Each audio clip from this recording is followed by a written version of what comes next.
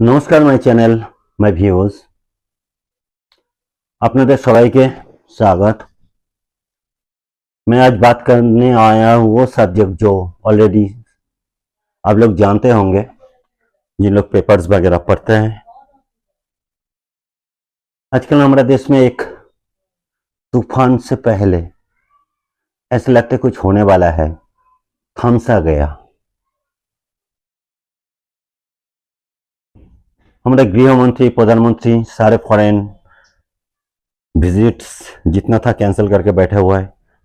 एक एक दिन में 12-12 घंटा मीटिंग कर रहे हैं, रात में मीटिंग कर रहे हैं, दिन में मीटिंग कर रहे हैं। जब home minister, defence minister, prime minister, कभी राष्ट्रपति के साथ बातें कर रहे हैं, तो सारा हमारा जो जनगण है भारत की, सारे सोच रहे हैं क्या होने वाले हैं, क्यों इतने सारे मीटिंग कर रहे हैं, जरूर कुछ होने वाले हैं। तो सोच ही सकते हैं, सोचने का हक है जो भी। तो सोच सोच के ये नहीं तो वो नहीं तो वो, 3 इशू पैदा हो रहे हैं। नंबर 1, बांग्लादेश बॉर्डर पे इंडियन मिलिट्री खड़ा हो गया, उनके साथ टेक्निकली लड़ाई हो चुका है बातचीत पे। हमारा विदेश नीति बोलो और हमारा बिजनेस नीति बोलो, हम लोग एक्शन ले रहे हैं धीमे धीमे।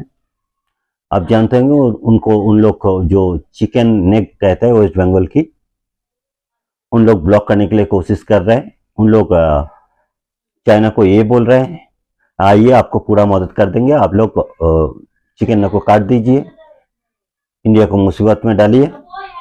ये पूरा हमारा जो 7 सिस्टर उधर की है वो दखल कर लीजिए, आपको सबको स्वागत है।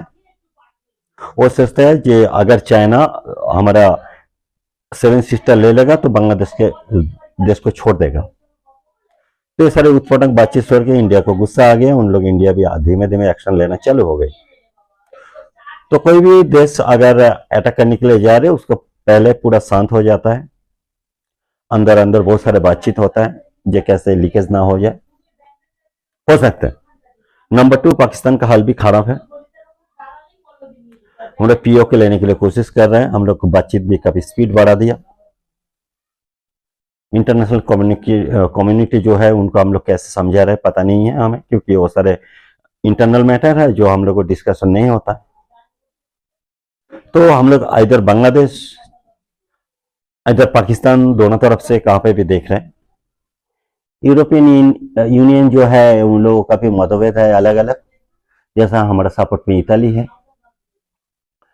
फ्रांस को बोल नहीं सकते, फ्रांस हमें मदद जरूर करता है, लेकिन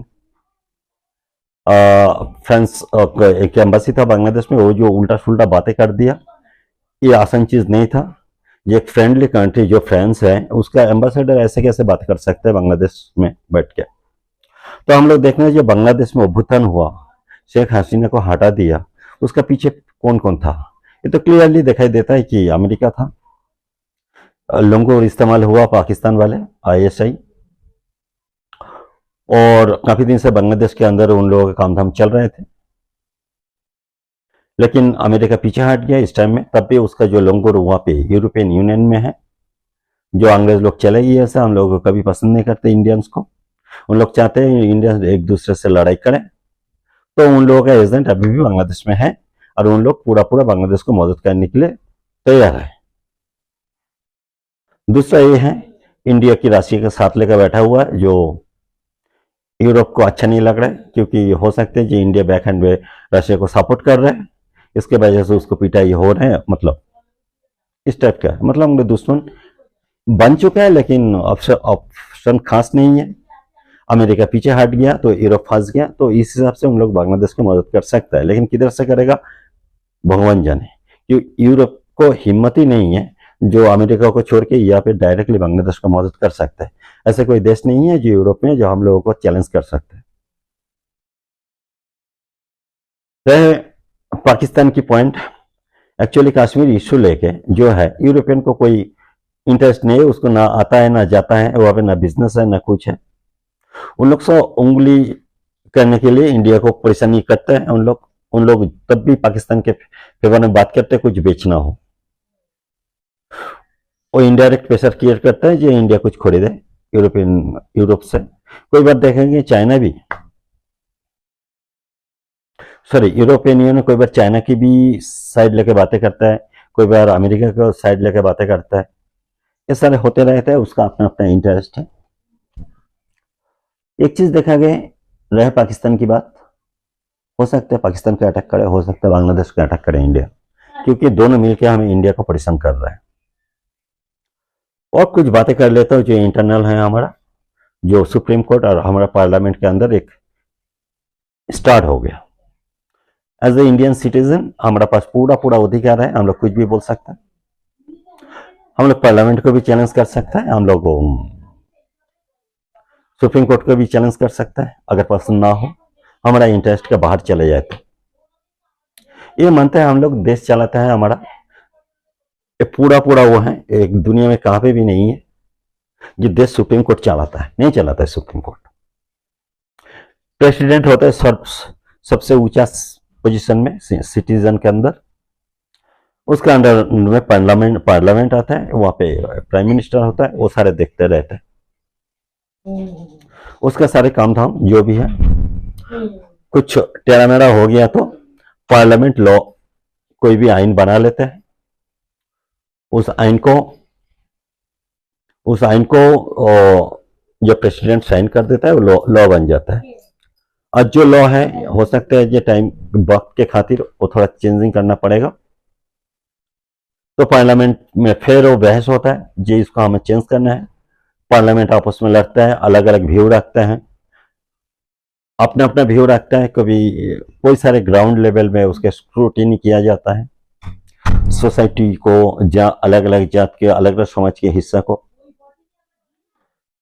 जो किस लिए इसको परिवर्तन की चाहिए, जरूरी है कि नहीं, ये सारे अलग अलग रख के उसके बाद वोट होता है पार्लियामेंट पे कोई भी लॉ बनाने के लिए। वोट हो जाने के बाद जिसको मेजोरिटी आ जाता है वो जाके पास हो जाता है, जाने के बाद प्रेसिडेंट के पास जाता है, प्रेसिडेंट एक्सेप्ट कर लेते हैं। अगर प्रेसिडेंट को ऐसे लगा कि ये गलत हो रहा है तो साइन नहीं करते, फिर दोबारा आता है एक लॉ बना के, जो हमारा बिल्डिंग में आज ऐसे नहीं कोई प्रोग्राम होने वाला है, आप इधर से जाओगे उधर से जाओगे, एक मैनेजमेंट जो होता है वो सारे कोई भी अनुष्ठान होता है तो मैनेजमेंट सिस्टम बना देता है, सिक्योरिटी गार्ड को बोल देता है किसी को भी जो स्टाफ है उसको पीछे से आने देना, सामने से आने मत देना, जो गेस्ट है वो सामने से आएगा। सिक्योरिटी गार्ड क्या होता है वो रूल्स मान लेता है, जो ऑर्डर ऊपर से आया सिक्योरिटी गार्ड क्या करता है आता है सर, अगर कोई ना माने वो ऑब्जेक्शन तो वो पार्लियामेंट में भेज सकते हैं, सर नहीं मान रहे, बेसिकली यहाँ पे एजेंट लगा देता है पार्लियामेंट, जो सुप्रीम कोर्ट है वही बात सुनेगा, उसको जो लास्ट ऑर्डर होगा जो लॉ बना दिया, कोई भी स्टाफ जो है जितना भी कोशिश करो सामने के दरवाजा से नहीं आएगा, वहां से सब गेस्ट आएगा, और कोई भी गेस्ट पीछे से नहीं आएगा। इसको लॉ कहता है। जो सिक्योरिटी कंपनी होता है उसको लॉ का पेपर पकड़ देता है, लो भाई कर लो। इसके बाद कि इलेक्शन कमीशन एक पेपर लगा देता है, ये ऐसे इलेक्शन होगा, इसका लेफ्ट राइट नहीं होगा, उन लोग मानते रहते हैं जो एजेंट होता है। यह बेसिक हमारा सुप्रीम कोर्ट की पावर। लेकिन सुप्रीम कोर्ट देखता है जो कोई भी बंदा ऐसे ना कोई बंदा चोरी करके मतलब सामने का गेट से आया और कुछ सामान लेके निकल जाए, तो सुप्रीम कोर्ट जो सिक्योरिटी गार्ड होता है, भाई ये चोरी का परमिशन नहीं है, गेस्ट तो हो सकते हो आप, अंदर से आ गया तुमने तो आप सामने से जा नहीं सकते क्योंकि यहाँ का प्रॉपर्टी है। सर आप लोग जानते हैं जो भी आप मैनेजमेंट में होगा, जो कोई भी कंपनी में काम करते हो, वो का सिक्योरिटी गार्ड कैसा होता है, एक फॉर्मेट लेके चलता है, उसको लॉ कहता है। तो हमारा भी सुप्रीम कोर्ट है, ये सारे विचार वगैरह जो भी पंगा बंगा होते हैं सुप्रीम कोर्ट देखते रहता है, डिस्ट्रिक्ट लेवल, स्टेट लेवल। उसके बाद हमारे देश में जो लॉ होता है दो लेवल का लॉ होता है, एक तो स्टेट लेवल की होता है और एक देश के लेवल पे होता है, मतलब सेंट्रल लेवल की होता है। सेंट्रल लेवल का जो सेंट्रल का स्टेट है पूरा देश को मानना पड़ता है, और स्टेट लेवल का होता है जो बेसिकली वहाँ के कल्चर वगैरह वो सारे देखने के लिए। लो लेवल पे जो दूसरे को डिस्टर्ब ना हो उस हिसाब से उसका अंडर के अंदर जो उसका पावर है उसके अंदर कर सकते। जैसे एक मैं पकड़ देता हूँ, कोई भी स्टेट पकड़ने के लिए तुम 5 शादियां कर सकते हो या 10 शादियां कर सकते हो, स्टेट लेवल ले सकते हो। लेकिन वही बंदा जब बाहर जाके केस कर देगा, दूसरा जगह पे जाएगा, वो वहां पे जो तो है नहीं, वहां पे केस हो जाएगा तो फंस जाएगी क्योंकि दोस्तों उस स्टेट पे है नहीं। तो इसलिए सेंट्रल गवर्नमेंट का ऑर्डर आता है वहां पे जो हर जगह में चल। स्टेट लेवल का कुछ अलग अलग जो चीज है जो स्टेट लेवल करते हैं, जिसको उसको अंदर वो कंट्रोल कर सकते हैं वो लॉ जो भी है। ऐसे स्टेट का पावर और सेंट्रल की पावर अलग अलग रखा गया। मतलब सेंट्रल भी पार्लियामेंट भी लॉ बना सकते हैं और विधानसभा जो स्टेट का पार्लियामेंट होता है वो भी अलग से लॉ बना सकता है, लेकिन एक दूसरे को क्रॉस ना करे ये देखते हैं। ओके, हायर पावर पार्लियामेंट का होता है। और एक फंडामेंटल राइट्स है हमारे पास जो कॉन्स्टिट्यूशन जब हमारा देश बना था, 4-5 बेसिक राइट्स हर सिटीजन को दिया गया था। जैसे स्टेट का रिलेशन क्या होगा, सेंट्रल स्टेट को कितना तक कंट्रोल कर सकता है। जब भी इंडिया बना था तब भी ये सारे बातचीत हो गया था, साइन कर दिया था स्टेट और सेंट्रल गवर्नमेंट मिलकर जे हमने स्टेट को ऐसे चलाएंगे। अलग अलग टाइम अलग अलग कोई जरूरत पड़े तो थोड़ा बहुत चेंजिंग होगा, वो भी लॉ के अंदर है, वो भी सिक्योरिटी गार्ड मतलब एससी को दे दिया गया। अभी आज से 4-5 साल पहले जब कश्मीर इशू को ले लिया गया इंडिया के अंदर, तो कुछ पार्टियां केस कर दी सुप्रीम कोर्ट पे जो इंडिया को राइट्स नहीं है कोई भी देश को ले लेने की। मतलब हमारे हाथ तक है नहीं, जगन्नाथ होकर बैठा हुआ है, मतलब हम लोग कुछ कर नहीं सकते। इंडिया चाहे भी कर नहीं सकते, इंडिया चाहे तो बांग्लादेश को ले नहीं सकते, इंडिया चाहे भी नेपाल को ले नहीं सकते।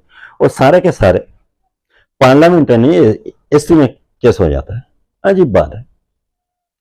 तो राहुल गांधी की बातचीत उस टाइम में सुन रहा था। राहुल गांधी ये बोल रहा था, कांग्रेस, राहुल गांधी मतलब कांग्रेस, ये बोल रहा था भाई हमारा जो स्ट्रक्चर है ना वो हमारा कोई इंडिया एक्चुअली कोई देश नहीं है।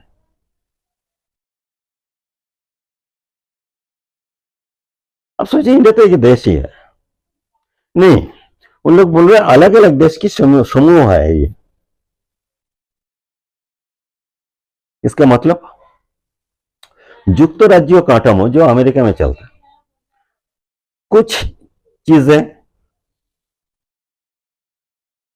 मतलब अमेरिका में जो है ना वो थोड़ा स्टेट को बहुत ज्यादा पावर दिया गया है। वहां पे लॉ थोड़ा अलग अलग होता है लेकिन वहां पे भी सेंट्रल रूल्स है। अब अमेरिका में कोई स्टेट किसी को सिटीजनशिप दे नहीं सकते, ना इंडिया में दे सकता है। लेकिन हमारा सेंट्रल में पावर ज्यादा है, हमारा एक स्टेट को रख सकते हैं, उसको एवोल्यूट कर सकता है। मतलब एक स्टेट को 5 स्टेट बना सकता है और 5 स्टेट को एक स्टेट बना सकता है। ये राइट्स है हमारा पास। हमारा स्टेट चाहे भी कोई भी लॉ बना नहीं सकता, वो सेंट्रल बनाता है, कोई भी नहीं। मतलब उसके लिमिटेशन में इतना ही बना सकते हैं। लेकिन राहुल गांधी बोल रहा था ये हमारा देश नहीं है। इसका मतलब चाहे कोई स्टेट इंडिया की तरह काम करे, मतलब उसका फाइनेंस खुद संभलाएगा, उसका पैसा अलग होगी, उसका डिफेंस अलग होगी, उसका वो प्राइम मिनिस्टर होगी, वो एक अमेरिकन को स्टेट उसको वो दे सकता है सिटीजनशिप उस स्टेट में। वो चाहे तो इंडियन को कोई भी इंडियन को स्टेट में घुसने दे ना दे उसका मर्जी। मतलब वीसा लाएगा उस स्टेट में जाने के लिए, जैसे बंगाल को बिहार आने के लिए वीसा लाएगा ऐसा। तो राहुल गांधी ये बात कर रहा था। एक्चुअली मैंने देखा जो कांग्रेस ना पता नहीं देश को तो स्वाधीन करने का टाइम है वो सबसे मतलब हमारा जातीय पार्टी था, लेकिन सारे अजीब अजीब काम ही किया। जैसे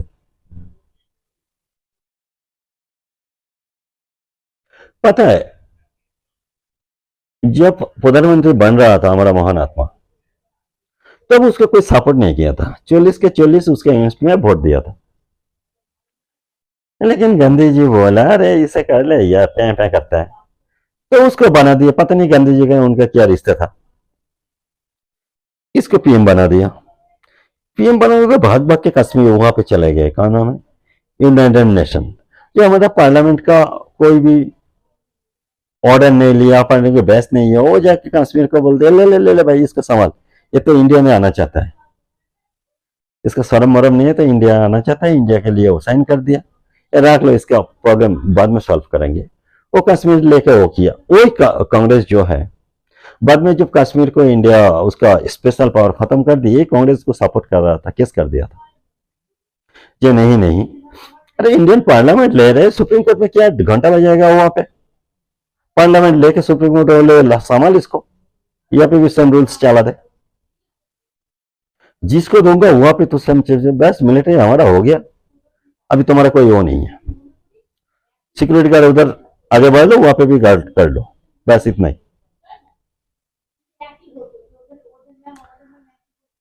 कश्मीर इश्यू में है। अभी जो फंडामेंटल राइट्स की इश्यू का बात करें,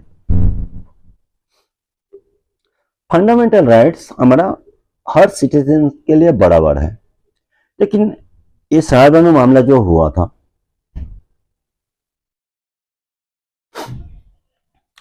उसमें करीब करीब 60 साल ना 65 साल उम्र हो गया था, उसको तलक तलक तलक बढ़ दी, उसको बदला खर्चा नहीं देंगे, वो बच्चा बच्चा लेकर बूढ़ा उम्र में क्या करेगा, कहां से खाएगा? तो बोला हस्बैंड से इतना दिन हम लोग इस फैमिली रहा, काम दाम हर चीज में लगे, भाई हमें पैसा दो, तो मेरे साथ रहो ना रहो कोई बात बस नहीं, हमें जिंदगी चलाना है भाई, खर्चा दो।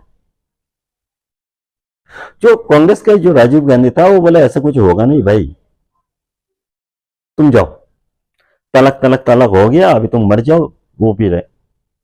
तो उसका एक फंडामेंटल राइट्स था, सुप्रीम कोर्ट वो भी एक्सेप्ट नहीं कर पाया, पता नहीं हैंडलिंग नहीं कर पाया उसको। ये जो आजकल वक्फ बोर्ड की जो हो रहे हैं, वक्फ बोर्ड एक मैनेजमेंट बोर्ड है, जो मुस्लिमों की जो धर्मीय स्थल होता है उनको मैनेजमेंट करता है, खुद तो धर्म वर्म के साथ कोई रिश्ता नहीं है, एक मैनेजमेंट है, जॉब है, करते रहते, और पे दो चार मोहल्ला रहता है। लेकिन कोई भी एनजीओ जो होता है उसका अंदर गवर्नमेंट का कंट्रोल होता है, और इंडिया का पार्लियामेंट के अंडर में होता है, इंडिया के लॉ के अंडर में होता है। 2013 पे कांग्रेस आया, आने के बाद उसके ऐसे अजीब अजीब पावर दे दी जो इंडिया का लॉ का बाहर चला जाता है। मतलब मतलब ये है जो वो सुप्रीम कोर्ट को मानेगा नहीं, पार्लियामेंट उसके ऊपर कुछ नहीं कर सकते, ना सुप्रीम कोर्ट कर सकते। अरे जो पार्लियामेंट तुम्हें बना सकता है, जो पार्लियामेंट तुम्हें हटा सकता है, सिंपल सी बात है, सुप्रीम कोर्ट को सुनना ही पड़ेगा पार्लियामेंट की बात। और हमारे देश में कुछ भी हो, उसको सुप्रीम कोर्ट के बात सुनना पड़ेगा, पार्लियामेंट की बात सुनना पड़ेगा, जो बना के देगा, जो बना के, तो उसके बाहर कोई नहीं है, इवेंचुअली नॉट प्रेसिडेंट। जो मैनेजमेंट सिस्टम है ये पार्लियामेंट देखता है, और जो रूल्स है वो एससी देखता है। तो राहुल गांधी जी कुछ दिन पहले साउथ में इलेक्शन इलेक्शन हुआ, उधर जीतने लगे इधर से, तो कांग्रेस का थोड़ा पावर साउथ में ज्यादा हो गया। तमिलनाडु के जो सीएम है उस टाइम में मिस्टर, वो रशियन नेम है, क्या नाम है, कुछ रशियन स्टालिन ना क्या नाम है, ऐसे कुछ। तो उन्होंने एक लॉ लाया, मैंने कहा था कोई भी लॉ लाओ, लेकिन वहां पे जो हमारा रिप्रेजेंटेटिव प्रेसिडेंट की होती है उसको साइन कराना पड़ता है, कोई भी लॉ एक्सेप्ट कर सकते ना भी कर सकते, क्योंकि तुम इंडियन पार्ट हो, हमें सेंट्रल को लागेगी ये नहीं है, तो लॉ साइन नहीं करेगा, लॉ बन नहीं सकता। तो साइन नहीं किया, और प्रेसिडेंट के पास भेज दिया, साइन नहीं किया, पसंद नहीं था ये लॉ, साइन नहीं किया। तो सुप्रीम कोर्ट ऑर्डर दिया, हेलो मिस्टर प्रेसिडेंट आप साइन करोगे कि नहीं, 3 महीने के अंदर मैं टाइम दे रहा हूं आपको। भाई तुम लॉ जो बना के दे उसके ऊपर काम करो, ऑर्डर मत दो, ना पार्लियामेंट को ना प्रेसिडेंट को। आपको ऑर्डर मानना है, ऑर्डर देना नहीं। तो ऐसे एक डिस्प्यूट आ गया जो हमारे देश में कभी नहीं आया। मुश्किल ये है, एक जो सुप्रीम कोर्ट का 4-5 जज होता है उन लोगों को जो सिलेक्ट करता है, ये सिलेक्ट गवर्नमेंट का पावर नहीं होती। होना भी अच्छा है, कोई बार बुरा है। कोई बार क्या होता है, कोई सरकार